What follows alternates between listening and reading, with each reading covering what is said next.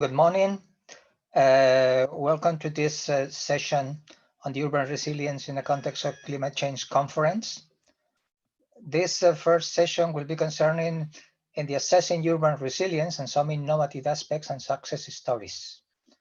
I think we have a broad view of the state of the art in different European countries because we have contributions from Italy, from Portugal, from Spain, from UK, United Kingdom, and France. So I think we can have a nice general view of what is expected, what has been achieved in the last few years, and maybe some perspectives on the future, especially in the future of the urban service and the interaction among the different urban service in case of this context of climate change and so on. Let me remember some of the comments you have received from the organizers. It's around 8 minutes for presentation. So I hope everybody could limit to this time slot because no matter we have 6 presentations for 1 hour and a half. And remember that all the presentations will be done one after the others. And just at the end, maybe 30 or 40 minutes maximum for questions and comments from the audience, even from the same presenters.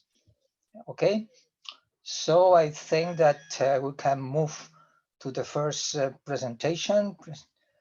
Will be made by Mr. João Barreiro, who is an MSc in Environmental Engineering from the Instituto Superior Técnico of the University of Lisbon, has been working especially in drainage systems and urban resilience.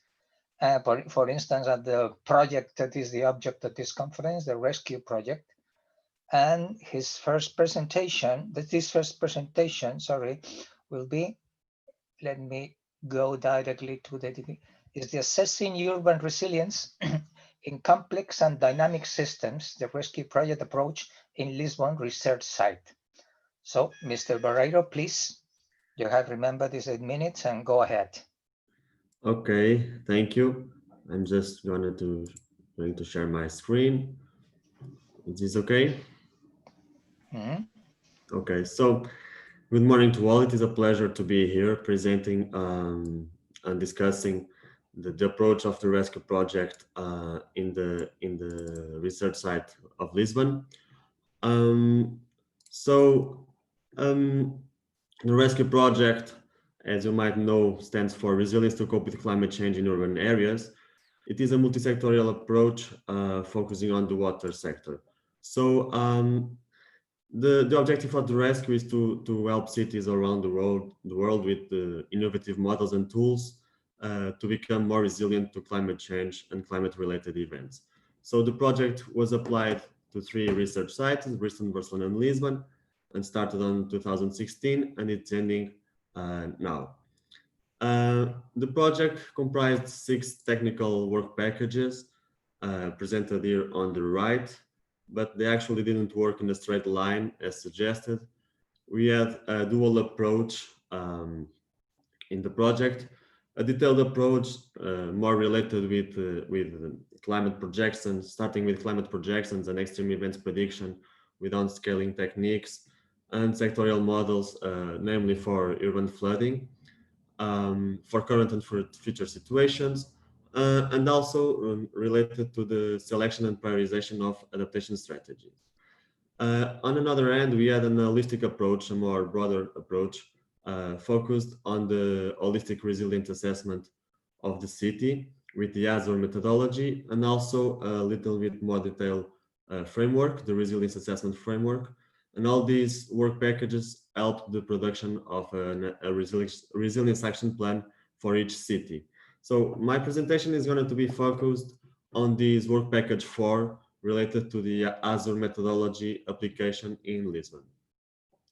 So the ASOR application in Lisbon was divided in 4 main steps, which I'm going to explain along this presentation. So the first step is the definition of scope and objectives, and this is where we define what we wanted to do, why, and how could we do it. So we wanted to assess the resilient status of the city and develop measures and strategies apt to improve it continuously. And to do it in the scope of the project, we had the contribution of the RESCCUE partners. So Lisbon Council, Águas do Tejo Atlântico, EDP Distribuição, the National Laboratory of Civil Engineering, and Hydra, private enterprise. So, a little bit like the rescue general approach, we also had the need to apply a dual approach on the Azure implementation in Lisbon, because we knew from the start that it would be very difficult to start with the implementation of this methodology all over the city. So we decided to focus firstly on a critical area of the city, the drainage catchments J and L. These catchments are along two main axes of the city. They are the center of its economic and touristic activities, and they are prone to floods, to slope movements, to tidal effects, earthquakes, and some of these hazards are expected to be aggravated by climate change. So this was a good area to start our analysis. From this detailed analysis, our objective was to extrapolate results to the city, starting from this area.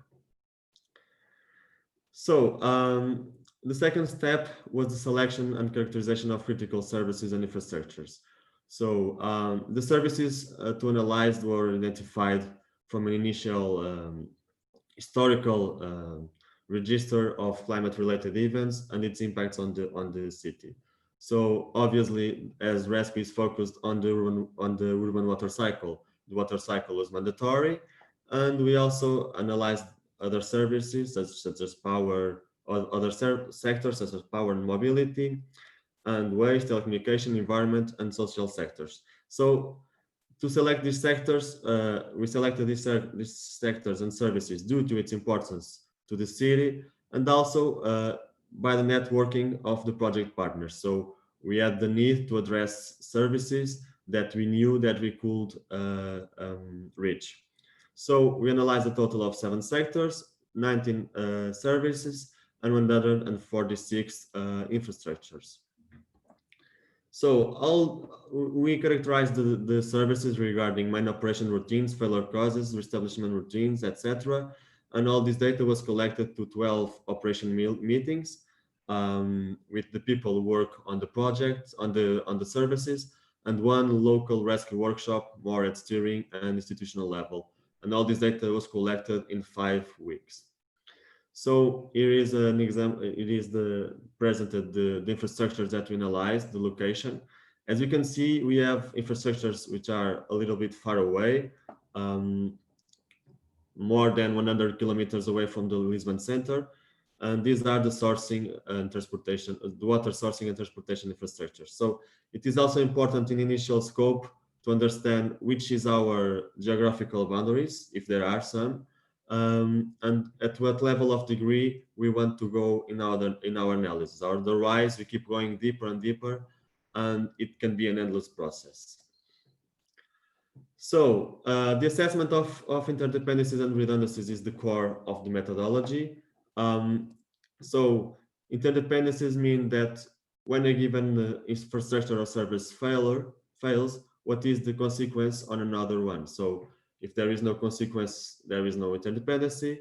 If the receiver infrastructure or service is partially affected, we have some interdependence, and when the receiver infrastructure fails completely, we have a total interdependence. So an interesting thing about this methodology is that we can assign an autonomy time. So it is the time that the infrastructure or service that is affected can guarantee its service before failure.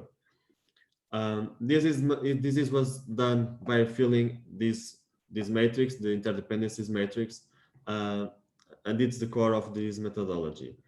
We also assign redundancies between infrastructures and mostly between mesh and network services. So knowing the services and infrastructures, how they relate to each other, we need to know what happens when a given event occurs. So in the case of Lisbon, we analyzed floodings. We set 3 scenarios: current situation, future situation, business as usual, and with adaptation strategies. And the impacts on the services on this methodology are quantified by the recovery time, which is the time needed to the service or infrastructure to fully recover its functions. So this way we can then analyze the cascading effects. The main conclusion, so in Lisbon we analyzed flooding events, as I said, and the main conclusions that we reached is that these are the main services affected, meaning that these are end-of-chain services. So these services do not trigger major cascading effects, which is good on one side, but on the other side, this means that larger impacts is produced directly on citizens, and that there is a short path between the event occurrence and its direct impact on lives of the citizens. Mr. So, Barreiro, remember you have just 1 more minute. yeah, I'm just finishing. Good. So, as final remarks, I would like to say that the resilience assessment is a disruptive assessment because services must assume that they fail and that we need to combine institutional efforts to solve the failures. The initial scope and stakeholders' involvement was fundamental to focus and target the analysis.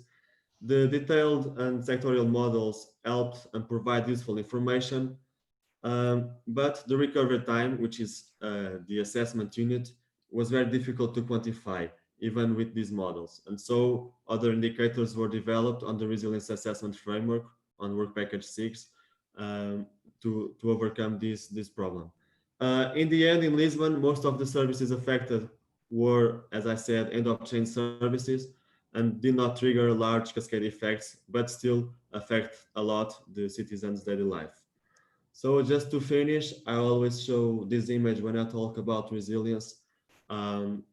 So sometimes it's better to stop and think about the problems and how to address them instead of keep rowing in the wrong direction. Thank you. Good. Thank you very much, Mr. Barreiro, for the presentation. And now we're going to proceed to the next presentation by Ms. Lisa Bitossi, titled Umbria Resilient Cities Network. Ms. Bitossi is a PhD student in internationalization and communication at the University for Foreigners of Perugia. You must explain me what does it mean university only for foreigners and not for local students, where she gained that master in international relationships. So her research interest is basically around this interdisciplinary approach of disaster risk reduction and sustainable development. So Ms. Bitossi, remember you have 8 minutes, so whenever you want. Okay, thank you. And thank you for having me presenting this project, which originates from the awareness that globally in the last 2 decades, climate-related disasters have sharply increased, causing serious disruption to socioeconomic systems. And in this global scenario, local communities and authorities remain the first responders in case of disaster. Therefore, local authorities are considered a key stakeholder in disaster management measures. And to enhance the value of the context-specific nature of local knowledge and community-based actions, the proposed case studies aims to provide support to the Umbrian local authorities by enabling them to identify natural risks and by doing so to help them be resilient. Globally, efforts have been made to encourage local authorities to tackle disaster risk and promote resilience. And with this purpose, the United Nations Office for Disaster Risk Reduction has started the Making City Resilient campaign. This campaign provides to local authorities 2 main tools, namely the Quick Risk Estimation tool, which allows the assessment of a various set of risks, and the Resilience Scorecard, which is meant to evaluate existing resilient measures.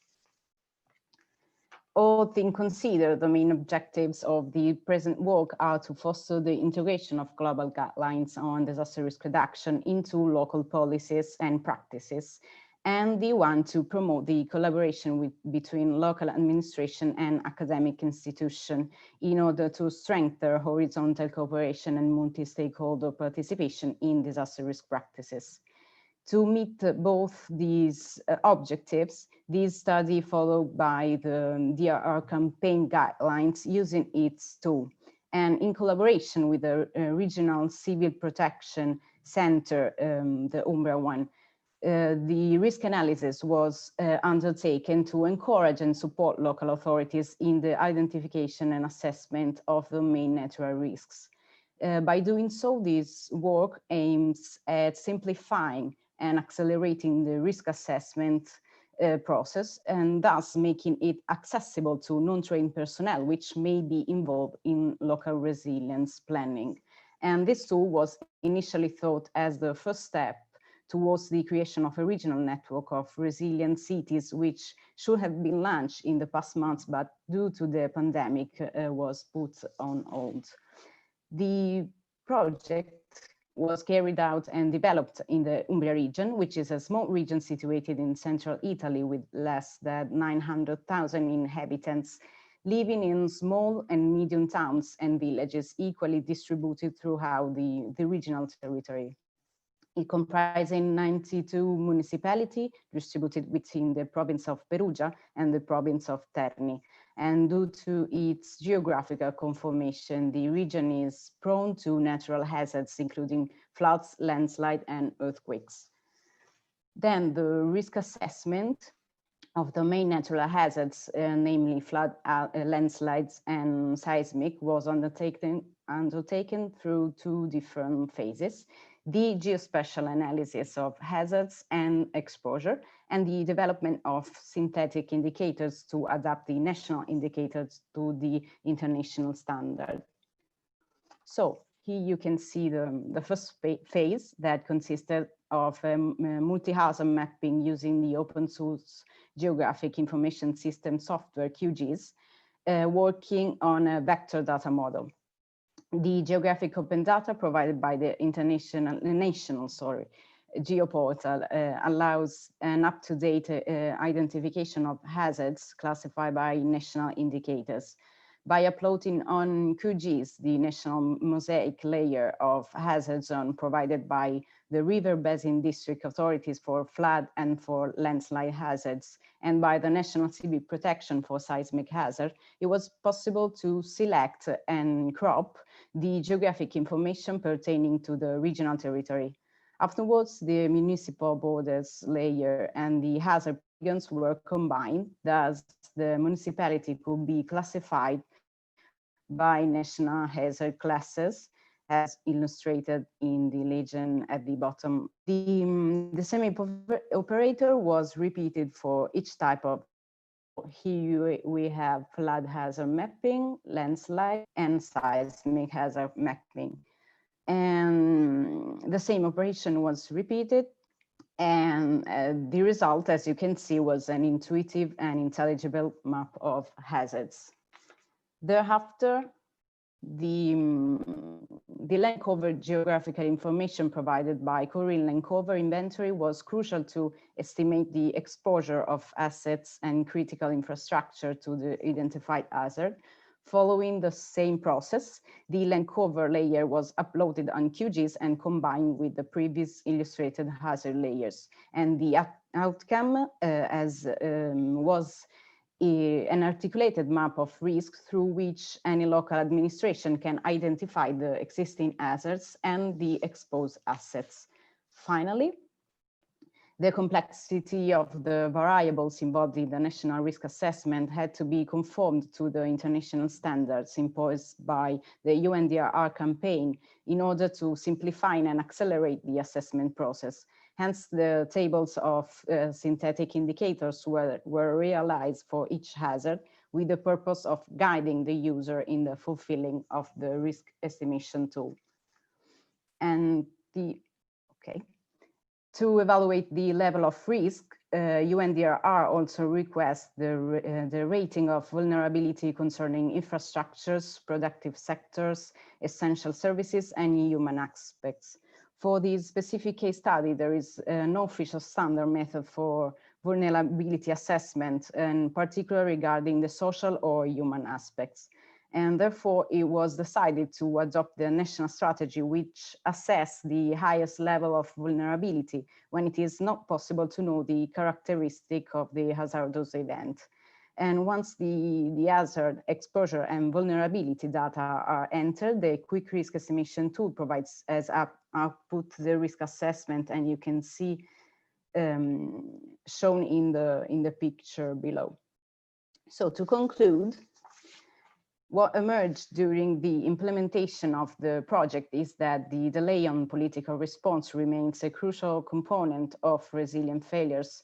Indeed, the project is still suspended.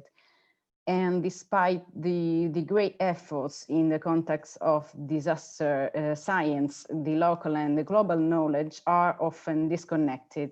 On one hand, the top-down or global-local process homogenizing disaster risk reduction strategy necessarily impose a global scientific knowledge on a hazard and vulnerability. And this is needed to allow the international and political and scientific dialogue. On the other hand, this homogenization of knowledge highlights the discrepancies among local communities, and therefore some local authorities lack of data and technical capacity to fulfill the global requests, while some others,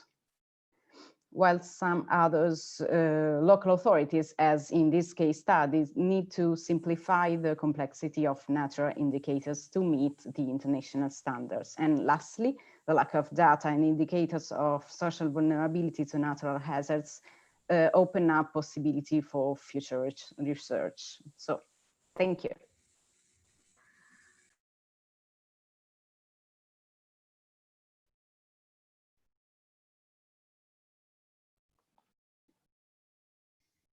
So, thank you very much for the presentation, Ms. Bitossi. Now it's time to move to the next one. It will be Resilient Terrassa, a new resilience approach from a collaboration between the civil protection and smart city departments in an intermediate city. And presentation will be made by Mr. Albert Marin. Acevedo is responsible of the strategy on ICT and smart city in the municipality of Terrassa. So, time to your presentation. Okay, thank you very much, Manuel. Hello, I'm going to share my screen.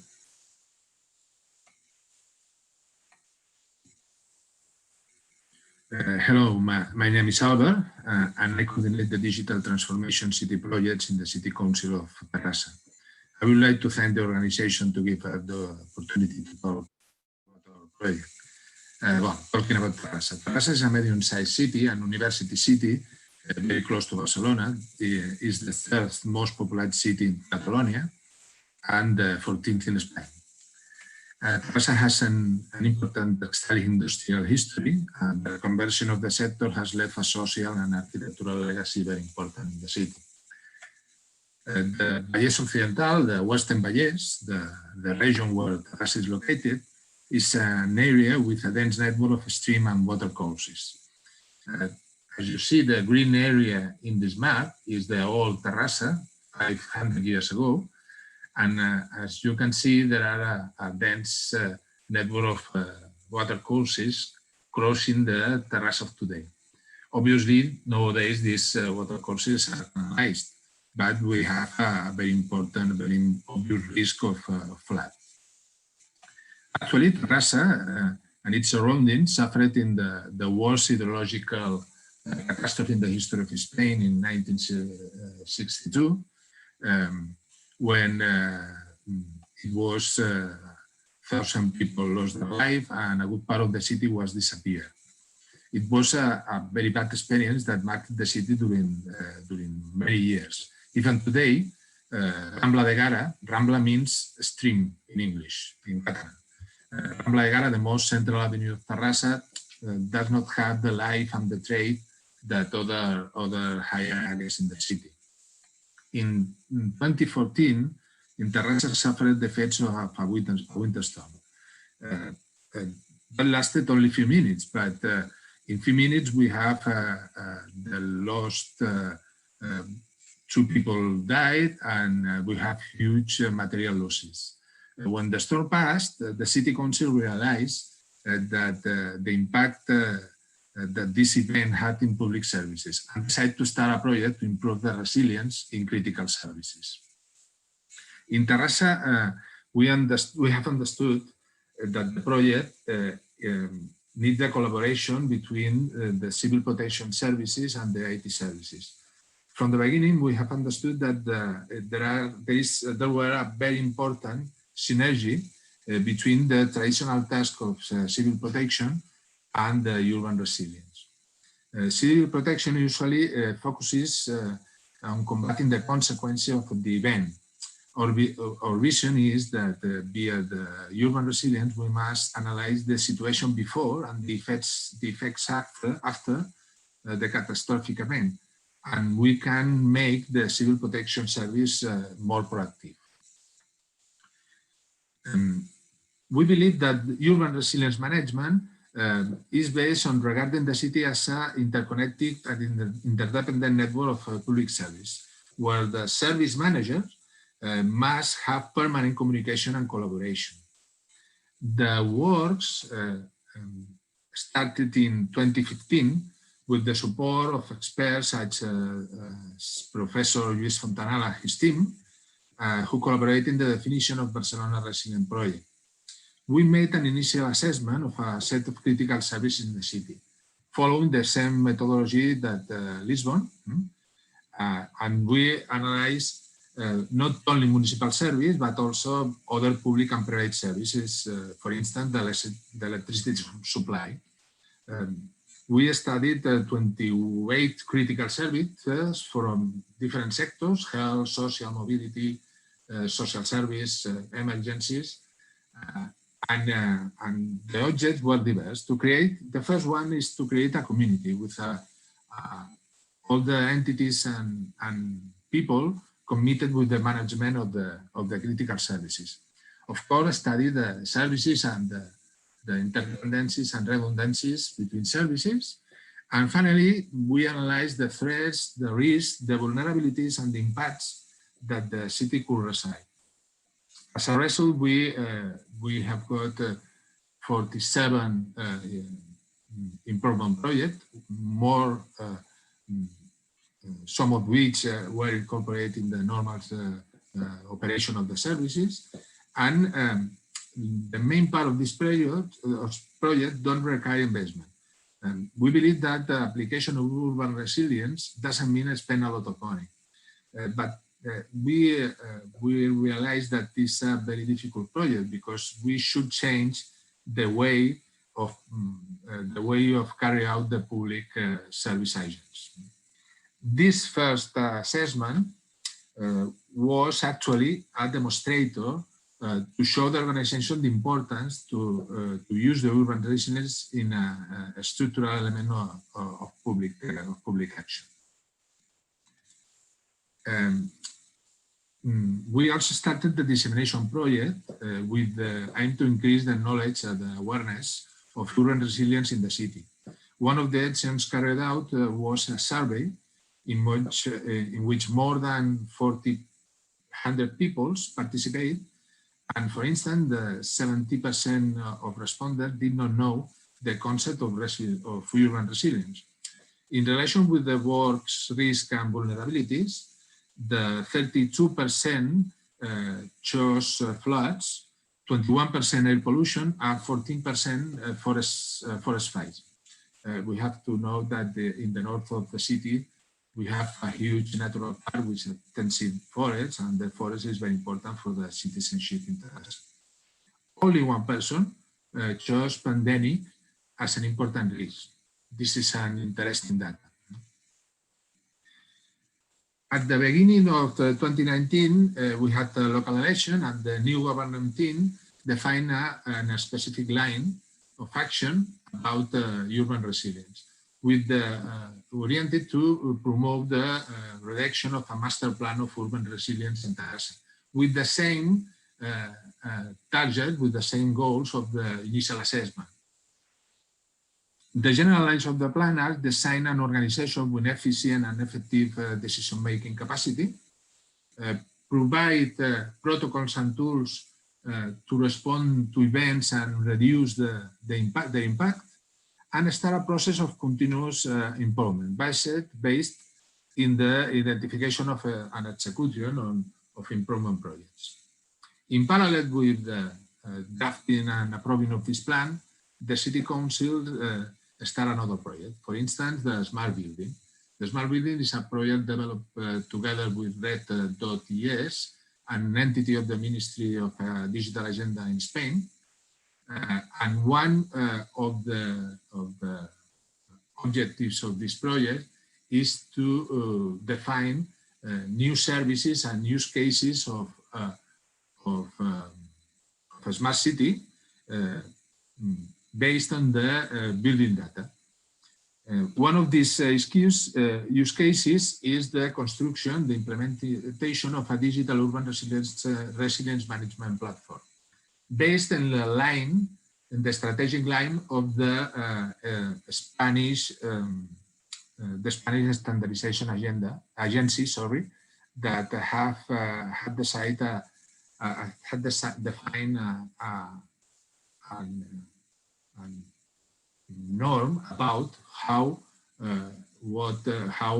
must be a digital platform in the city.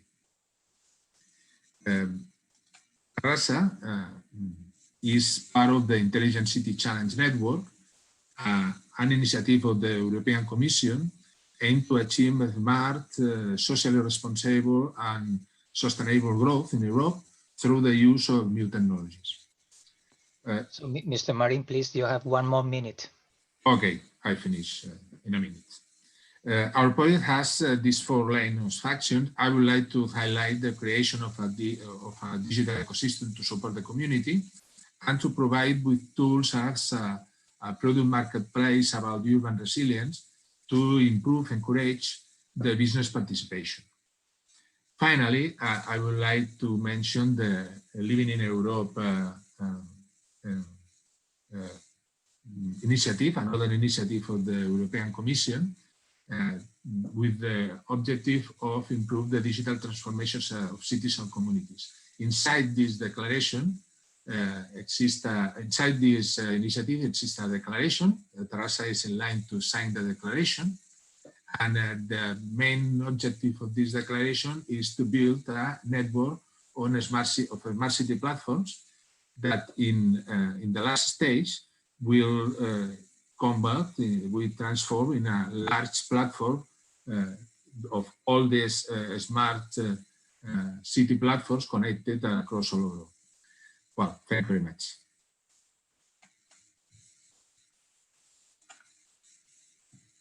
Okay, and thank you very much for the presentation. Now, before continue to the next speaker, I would like to remind that the speakers and the other attendees to the session that they could submit questions and comments or through the chat directly to the organizers. And at the end of the presentations, I will make some summary and I try to put to the speakers the most interesting comments or questions that have arose from the participants, sorry.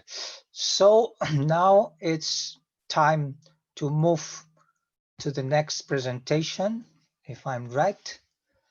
It could be an assessment of flood resilience in Barcelona for current and future scenarios.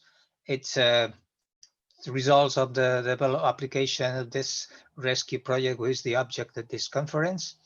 And the presenter will be Mr. Beniamino Russo. He's a PhD in civil engineering, professor of hydraulics and hydrology at the Technical College of La Almunia in the University of Zaragoza, a director of the research group in this institution. And at the same time, he's project manager of the company Aquatec, belonging to the Suez Group. And additionally, he's associate professor at the Technical University of Catalonia here in Barcelona. So Beniamino, it's your turn. So remember, you have around 8 minutes for the presentation. Okay, thank you very much for this presentation, Professor Gomez. The idea of my presentation is to explain how we developed a comprehensive and detailed assessment of the flood resilience for the city of Barcelona, for the current, but also for the future scenario. This work was carried out within the rescue project. About the resilience, we are talking about urban resilience. So the objective of rescue project is to help the cities as pilots of the project, Bristol, Barcelona, and Lisbon, but also other cities in other contexts, to be more resilient and to face with climate change problems. The way that we propose can be divided in two main groups of solutions, and the solution that I will explain in more detail is the use of models and integrated tools to achieve more detailed risk assessment for several impacts, for several urban impacts in our cities. Of course, the main objective of the rescue project is to provide or to help cities to for the elaboration of their resilience plans. But these resilient plans cannot be achieved without a detailed knowledge of the behavior of our urban system during extreme climate events. So this detailed knowledge represents the initial basic piece for the whole process of the city resilient assessment. Many times in our city, we have several detailed sectorial plans, urban drainage plans, water supply plans, energy plans, etc. But the city are complex system of interdependent systems. So this resilient action plan could be elaborated in a holistic way in order to cross all the information provided by these sectorial plans in a new holistic one. As said, the rescue approach follow two lines: an holistic analysis and another one more detailed. In this presentation, I will focus on this second one, where the model are fitted by climate change extreme variables, and the outputs of this model are used to feed other related models. So the rescue models, in this slide you can see the large set of models that were developed within rescue projects. As you can see, the model related to flood problems are several and are common for the three sites. So flood resilience was a common important issues for the three sites. The concept of the integrated models. First of all, pluvial flood urban resilience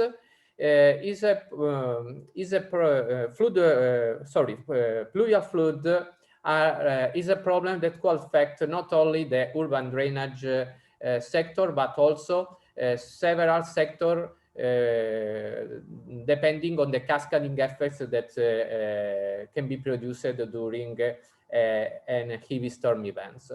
So the idea was to generate a flood modeling using climate variables provided by colleagues of partners of the rescue project, and feed these models, the detailed 1D, 2D urban drainage models, and use its output to feed other hazard and impacts models, like sectorial integrated fluid energy sector models, damage models, fluid waste models, etc. This slide you can see the complex relation between among the different sectors considered in our analysis, with the aim to provide a comprehensive risk assessment involving direct damage, indirect damage, tangible damage, and intangible damage in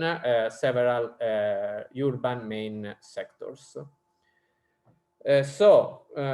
From the picture of the hazard and impacts that can be produced by a pluvial flood events to a cascading models to be linked in this kind of analysis. As you can see here, we have related the 1D, 2D urban drainage model with a waste collection waste model, with a flood damage model, with energy models, transport, surface transport models, in order to analyze in very detailed way the cascading effects of pluvial floods on other urban sectors. This slide explains more or less the concept of loosely coupled models. So as you can see, we have another model that could be fed by several climate and topographic and other kind of inputs, and another model that could be fed by the output of this model and other kind of inputs in order to achieve other outputs. In this way, this is just an example, we are able to reproduce, for example, the effect of pluvial floods on the surface traffic services, for example, in terms of kilometers of roads with reduced speeds due to the water depth produced by a pluvial storm design events, for the baselines, but also for the business as usual scenario. The business as usual scenario is the future scenarios without the consideration of implementation of the adaptation measures. Of course, we have considered also the adaptation scenarios, but the time for this presentation is limited, so I focus only with the baseline and the business as usual scenario. So here you can see the results in terms of graphs, in terms of flood hazard and the risk maps. In this case, for the surface traffic services, but as said, we were able to produce this kind of maps for several urban sectors related to the effects of pluvial floods. As a summary of the results, of the achieved results, here you can see the type of impact that we have achieved. So in terms of tangible and intangible impacts, so for example, the high hazard areas or high risk areas for pedestrian and vehicular circulation, the tangible damage in terms of loss for related for properties and vehicles, and also tangible and intangible damage related to the closed roads for the models, for the output of the integrated flood traffic model, then were used to feed another models for the economic assessment of the traffic disruption loss. And again, tangible, intangible damage for the flooding and electrical system, and finally for the waste collection system. As you can see, the cost of not acting is quite high. For example, in terms of expected annual damage, the damage model suggests that the increase of this value, the expected annual damage, could reach more than 40%, and also you can see the significant increase also for the high risk and high pedestrian areas for business as usual scenarios due to the increase of rainfall intensity in the future scenarios. And concluding, the integration of the detailed and calibrated 1D, 2D urban stormwater models with other models represent a very useful way to describe the cascading effects of pluvial flood on other main urban services, as demonstrated in this work, where we have related urban drainage flood model outputs with electrical, waste collection, surface traffic, economic damage models. And in terms of results, this analysis demonstrated that the increments of maximum rainfall intensity from 12 up to 16% could generate increments of more than 25–30% in terms of social impacts, so intangible impacts, and more than 40% for the economic loss.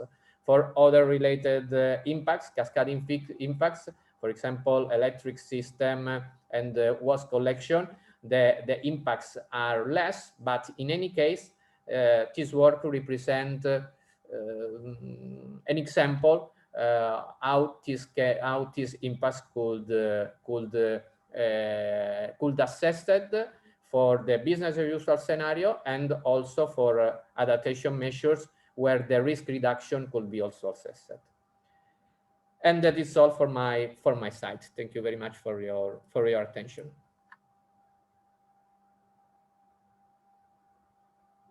Okay, thank you very much, Beniamino, for the presentation of this case in Barcelona. Before to pass to the next speaker, I would like to encourage even the speakers and the attendants to propose questions and comments concerning the presentations you attend, because at least I saw that we have one attendant and the rest of the members of the participant this session are just the speakers and myself, but I hope this could improve in the next minutes. So now we have to move. Excuse me, some troubles with the video. Yes, we can. So time to move to the next presentation, and this will be the assessing. Problems with my laptop, excuse me.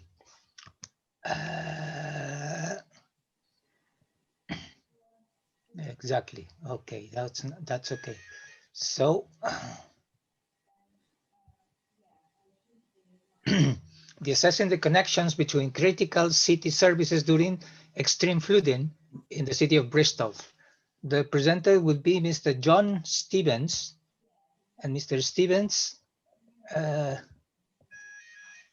has a Bachelor of Science in Geological and the River and Coastal Engineering, works for the lead local flood authority in Bristol, UK, and helped to produce the local flood risk management strategy.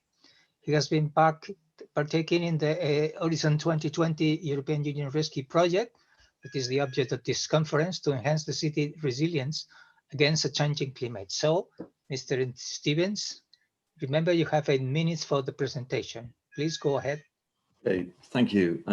Yes, I'm John Stevens, Flood Risk Officer at Bristol City Council. Been involved in the RESCUE project as a local representative for the Bristol case study city in recent years. And I'll be talking about assessing connections between critical city services during extreme flooding in Bristol. Just to provide some background, Bristol is located in southwest England in the UK, found in the Severn River Basin district, adjacent to the Severn Estuary, which passes to the Bristol Channel outwards to the Atlantic Ocean, so we're influenced by the tides. We have a population of around 500,000, but there's large regional growth in the area, so increased urbanisation putting more demand on urban services and housing requirements. Moving into the urban centre, you can see here that the largest river in the city, the River Avon, flows from east to west, passing into the floating harbour in the central area in part, and in part through the River Avon New Cut. They join again and eventually discharge in the west to the Severn Estuary. Now, the Severn Estuary has the second highest tidal range in the world, so the effects of that are felt throughout the city expanse in Bristol, as you can see there. There's many tributaries feeding into the Avon, many of which are also tidally influenced in the downstream areas of their catchments.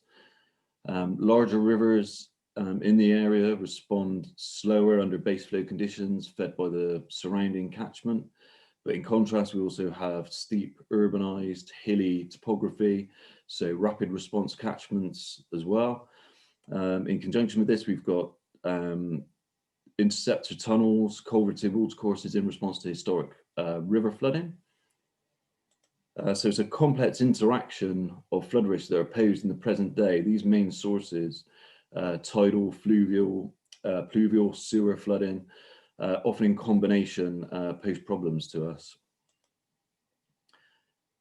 With climate change and the risk of heightened river flows, increased rainfall, sea level rise, you can see displayed here, an extra metre or so on top of the tide in around 100 years could have devastating consequences in Bristol. So in order to understand that better and to try and manage it more efficiently, we've had flood modelling undertaken, a joint probability tidal fluvial model, so looking at combinations of high tides and high river flows to see what areas could be inundated. As well as that, a surface water management plan citywide to see where we'd be susceptible to surface water flooding during heavy bouts of rainfall. Many model outputs that we have for the flood models, extents, depths, levels, velocities, are extremely useful in our work, such as flood hazard ratings, combining depths and velocities. We're able to assess where we think potentially pedestrians would be swept off their feet, for instance, or vehicles mobilized during fast-running floodwaters. And we're able to verify so many of these model outputs by attending site, monitoring flooding when it actually occurs in real life, and it often correlates quite nicely, which really helps us being proactive in things like maintenance schedules ahead of leaf fall or highway gully cleansing in advance of bad weather conditions. This was an example of a shop flooded a couple of years ago in Bristol that matched up with the surface water flows you can see on the map there. The damages associated with this you can maybe quantify a bit easier. Some of the other work we've been doing in rescue involve looking at the cascading effects, so how critical urban services are affected. These are often intertwined. They influence one another. Certain services rely or depend on one another. People just trying to get to work can be interrupted by highway flooding, but as can waste collection services, for instance. Electrical substations becoming flooded has a knock-on consequence to other businesses and organizations relying upon that source. So to consider those impacts, we integrated the flood models with sectorial models to produce an integrated flood traffic model to see the flooded road impacts, and an integrated flood power model to view flooded substation impacts. And looking at the pluvial model and the tidal fluvial model in conjunction with key service providers such as Wessex Water, the sewerage undertaker for the region, we're able to try and identify critical infrastructure that we see could potentially be vulnerable under the effects of climate change. And with their input, we were looking at the surface water management plan and identified in southwest Bristol, the Ashton area, at significant risk in the present day, but even more so when you consider the effects of climate change. And we realised this could put a strain on the local pumping facility in the area. when analysed in conjunction with the tidal fluvial model as well, we realised that the tidal river outfalls that serve the area will become more frequently blocked in the future when high spring tides pass along the tidal river, thus preventing the usual flow of water to the river, potentially backing up the system and increasing the flooding problem as well. So this has identified the need for upgrading of critical drainage assets in that area. Moving on to traffic, our aims are trying to keep the network flowing during flood events, and I've worked with the University of Exeter in the traffic flood modelling, helped identify areas where we could be experiencing road closures, reduced speeds, increased journey times, diversions on the network that will affect the wider network. And this has really helped in procedural like routines in the present day, so that we can try and keep traffic flowing. In the future case scenario, you can see, I mean, there's many more roads flooded during a flood scenario shown here. This identifies then the need for more strategic interventions and longer term solutions, considering our future climate risk. Equally, the flood power modelling from IREC, based on Western power distribution data, identified areas in the future and critical substations that will become vulnerable. And again, this supports the need for interaction now ahead of these future potential problems. And the work within the RESCCUE project has really helped inform our future plans in Bristol. We have declared a climate emergency, and we've a lot of work going on with flood defence proposals on the River Avon and at Avonmouth as well, the west of the city. It's also informed our strategic flood risk assessment, where we're looking at proposals for development over the next 100 years, so that we can build sustainably and resiliently for the future. So that was a summary of the work we had underway in Bristol with the RESCCUE project. Thank you all for listening.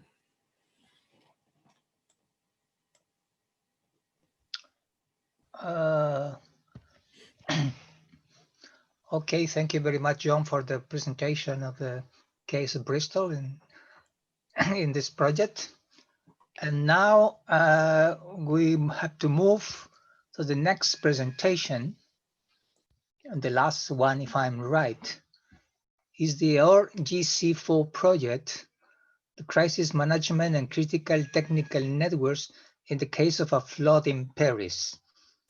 The presenter, the speaker, will be Mr. Marc Vuillet, the specialist in risk management, a PhD in level safety assessment, and teacher in the domain of risk and urban resilience, coordinator of the French national project in the CERTU, the RESCCUE, and involved as partner in some projects like the Project RESIN and Project RESCUE, and some other relevant activities.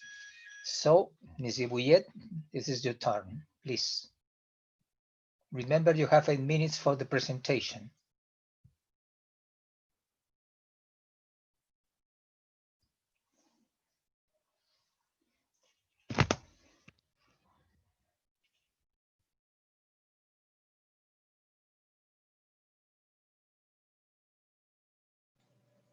Thank you.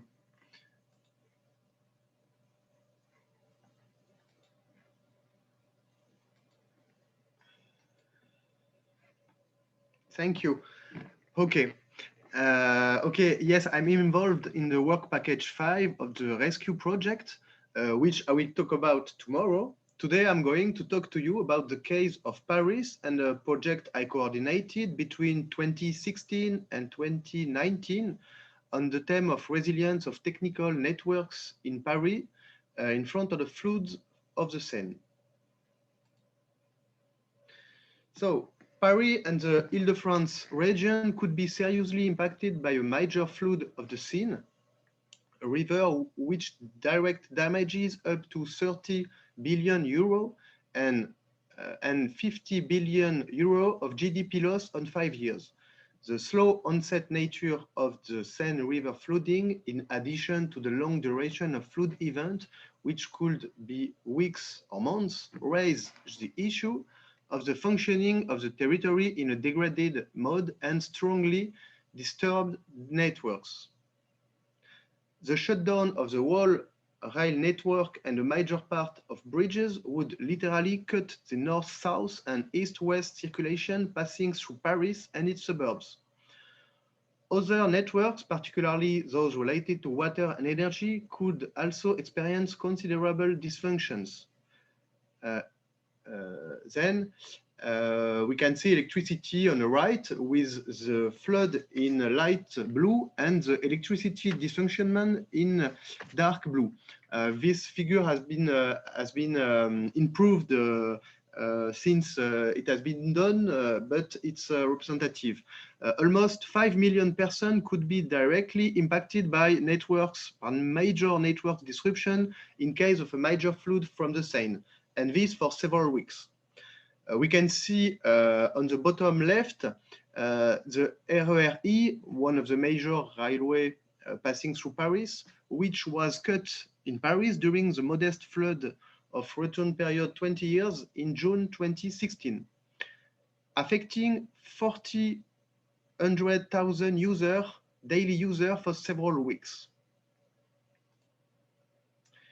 So the 3 years project RGC4, coordinated by EIVP, aims to develop new knowledge, recommendation, and application aimed at helping public services and crisis management actors to be better prepared for a major flood as 1910. It brings together researchers from different fields, urban engineering, public policy, geography, computer scientists, with public organizations, first and foremost the City of Paris, the Paris Police Prefecture, and the metropolitan networks. You can see the different stages of the project here. Work package 1 in blue mainly concerns the study of feedback from metropolitan flooding, likely to provide interesting information for the management of interdependencies of the Parisian networks. Then the study of the context of the Paris region, existing initiatives, actors, concerns, and opportunities. It was carried out through a large series of interviews. The second work package in yellow-orange concerns decision support for the choice of approach to modeling interdependency and the behavior of populations called upon to self-evacuate at different stages of crisis management. Finally, the third work package in green concerns the construction of applications for the reassignment of agents to place where they can take up position which remain accessible to them within a reasonable time, or for the implementation of a bus line in replacement of the metropolitan metro, which will have a dysfunctionment, and to help put networks back into service in the recovery phase.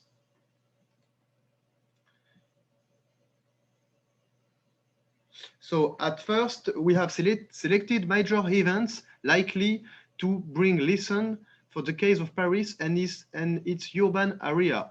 We were thus able to identify a set of factors likely to aggravate or limit the cascading effect and their impact. We have built analysis grids for the realization of feedback specific to technical networks and cascading effects. At the end, we obtained multi-scale tables summarizing the observed cascade effect and their cause and consequences over time. We conduct a survey among a lot of surveys, but first among networks operators in Paris between 2018 and 2019. Objective was to collect and analyze information concerning the knowledge, practices, needs, and constraints of operators in their flood management. There were questions about critical infrastructures vulnerabilities, dependencies, tools they used, planning, information exchange, and identification of gaps and needs. Then we found the cascading failure concept is not used operationally, they do not have common definition. Then we develop decision support criteria for choice of cascading effect modeling approach according to their objective, budget, scales, preoccupations, and so on. For Paris cases, we suggest the construction of municipal district indices of the progressive degradation of the operational levels of urban technical networks in the event of a given hazard. These indices are based on the use of vulnerability fragility maps produced by the manager of urban services and associated technical networks, which provide a standardized representation of estimated spatial operating level while ensuring the confidentiality of the raw data used. This generates an operational index at the level of action for crisis managers, facilitating comparison between networks as well as the identification of both municipal profiles and threshold effect in light of the municipality considered in the hazard scenario. We also conduct surveys of affected municipalities concerned during the flood of 2016, concerning their feeling about network cuts and their crisis management during this flood. We also conduct survey about affected households in the flood of 2016 and 2019, particularly to find out to what they were affected by the flood and or the dysfunction of networks, the factors that they led them to leave their home, if they leave, how long, to go where, and so on. We also conduct surveys in the Beaugrenelle complex, in the tower of Beaugrenelle complex,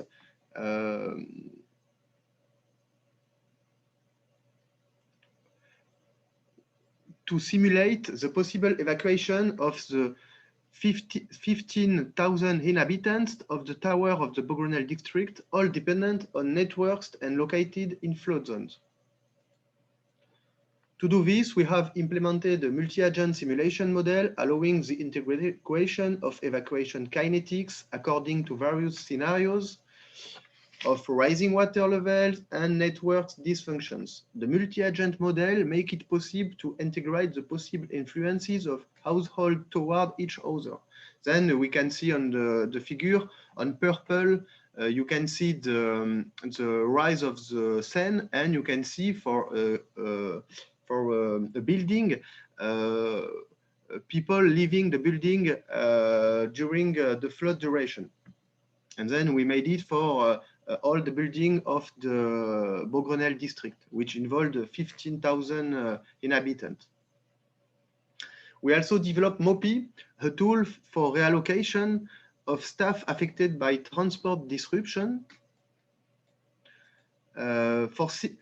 From simple files containing addresses, an employer file and an establishment file, the tool allows geolocalization of these addresses, then calculates employee travel time to all establishments based on scenarios of road network disruption and or the transit system. The produced distance can be used to solve the problem of optimization, exactly or approaching it, seeking to minimize the total time traveled by all employed to get to an establishment while respecting the capacity of the establishment. When it is not possible for all employees to travel to a workplace due to flooding, the tool will seek to maximize the number of employees who can travel to a workplace. The applications of MOPI are numerous. The tool is already used to quantify and map the unavailability of critical infrastructure personnel for different flood scenarios. The reassignment is currently used to assign the personnel in charge of erecting the anti-flood protection barrier of the tunnel metropolitan networks.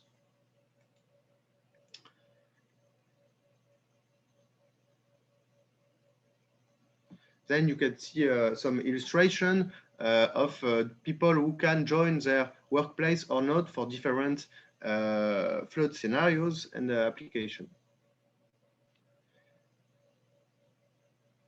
We also develop an application to identify the palliative bus line at the stop at the stop of the underground rail network, taking into account several crisis management criteria, breaking point, strategic point to be served, and so on. Then it was developed by Litis and Insa Rouen, who developed other algorithm to optimize model for the recommissioning of urban technical networks following a flood. We are on theoretical development for now, but it's still ongoing. In conclusion, we can say that the study of cascading effect for large metropolises appears very complex. The problems covers a very large number of objects, actors, scale of analysis, uncertainties about hazards, vulnerabilities, and so on. Nevertheless, the projects made it possible to make progress on the criteria for choosing approaches adapted to different study contexts. Through these projects, we have seen the interest of carrying out research and development activity focus on concrete applications in which a leader is ready to invest. Some of its applications are subject to contractualization and use in the operational fields, as we saw for the MOPI application. Thank you.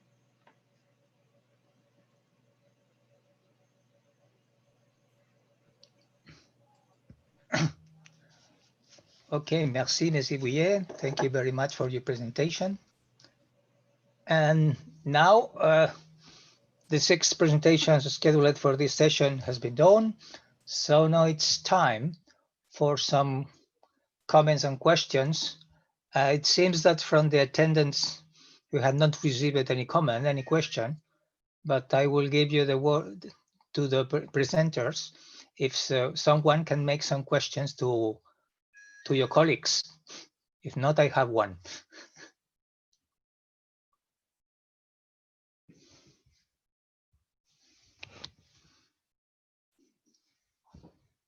Well, I will start. So in this session, we have seen basically the activity and some of the results of this general project rescue and the application of the cities. We have seen analysis in Lisbon, in Barcelona, and Bristol, and you have analyzed different public services. I would like to put your question in your cities. Which one is the most critical service? So as a conclusion, you have obtained it. So maybe it's the same in all the 3 cities, but maybe not. Who want to speak first? Mr. Barreiro, for instance, in Lisbon? Yes, so when you ask critical service, you are referring to the most important service to other services, or the most, let's say, vulnerable service to some climate hazards? No, basically the service is most affected by your analysis, by your flood analysis. Okay. Well, in the case of Lisbon, we focused a lot on flooding, and as I said, we applied only the models to that critical area of the city, and the most impacted, let's call it service. I don't know if you can say that it is a service. Are real the citizens, because when you talk about, for instance, a flooding, what you notice is that the other services that are affected, like mobility services, bus, subway, and so on, they are affected, but their activity doesn't stop. So the service might have some constraints in some very specific areas that are flooded, but the service doesn't stop. They find alternative routes, for instance, and so I would say that in the case of Lisbon, yeah, we understood that the direct impacts on citizens are the most concerning problem. Okay. And what's the situation in Barcelona, for instance, Mr. Russo? In Barcelona, we have different results. For example, the most resilient services can seem, for example, the electrical sector, while the other end, the surface traffic transport seem the most exposed one for pluvial flooding problems. Of course, then we have the direct impacts on people and vehicles in flood-prone areas, and also the damage model seem to show very important increase. In this sense, I would like to remark data. We are able to increase of 10–15% of the rainfall intensities, but on the other end, the increase of high risk area and economic damage could reach more than 30 or 40%. So as we can see, little change or moderate change in rainfall intensity can mean important increase in the risk for the city, and of course for the functioning of our cities in during this kind of events. But it's clear the reason, because our urban drainage networks were designed for specific return periods, or the excess or all the runoff, the excess of runoff produced by this rainfall can produce local floods, and so the problems in the main urban sectors. Okay, thank you. And from the point of view of the Bristol, which could be, you consider, John, that this could be the most critical service affected by the rain events and the local floods? Yeah, I think it's another difficult one to answer in ways, because the analysis we'd undertaken, we worked closely with the sewerage undertaker, so we had a big focus on drainage and really highlighted the criticality of certain drainage infrastructure and systems, particularly with pluvial flooding and tidal flooding. However, what was interesting when we were working with service providers in the city, the importance of things like telecommunications and everyone being so reliant upon electricity and power. I think it depends on how you look at it with that question. But yeah, my initial response would be drainage, really. Mm-hmm. Okay. Any comment and questions from the other speakers? I have one question for Ms. Vuillet, because I was really interested in one of your last slides, where you presented the model of evacuation of the population in this area. This is really quite interesting, just in case of risk situation. And have you extended this analysis to other cities or other districts in Paris?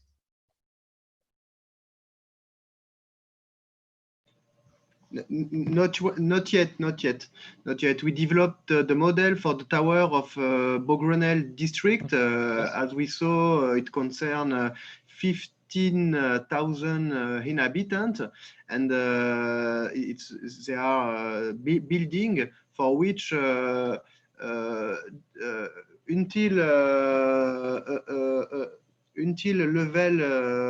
rise level of the scene, nobody would self evacuate, but when we reach 6 meters, all inhabitants will go, because all networks won't work. And we developed the model for the Beaugrenelle district, and we calibrate it with surveys on flooded area or area affected by evacuation during the 2016 flood in Paris region. Some small town has been most affected than Paris, and there has been, I think, more or less 6,000 evacuation. But for now, we try to develop a model that can be adapted. It has just been used for Beaugrenelle for now, for the district of Beaugrenelle. Thank you. No, it's I consider it's quite interesting because especially most of the people working in this domain of flood areas is focused on the impact, but this let's say the analysis of the potential evacuation of the population living in one district is quite interesting. So I'm sure that the results could be extended to other cities and could be extremely useful for the civil protection people engaged in these topics. Thank you. Any more questions from the speakers or just plain silence? People is tired and maybe hungry and want to go to have lunch. I have just a final question. It's not a technical one to Ms. Bitossi. You come from the University for Foreigners in Perugia. Does it mean that it's only accepted foreigner students? No, actually, I studied there and I'm Italian. So, but it was born as an institution for foreigners to teach them the Italian language and culture. So that was the origin, and then they opened to Italian students as well. Okay, perfect. Because I was surprised by the name because I never heard something similar in other countries, only something the university specifically for foreigners. So if I'm right, we have finished the session. Thank you very much to all the 6 speakers, Mr. Barreiro, Ms. Bitossi, Mr. Marin, Mr. Russo, Mr. Stevens, and Ms. Vuillet. And thank you for participating in the conference, and maybe see you next time in another conference or in other environment. Okay, I think that we can declare the session over. Thank you And very that's much. it. Thank you. All the best. Okay, bye-bye. Thank you. Thank you. Bye. Bye. Thank Thank you. you.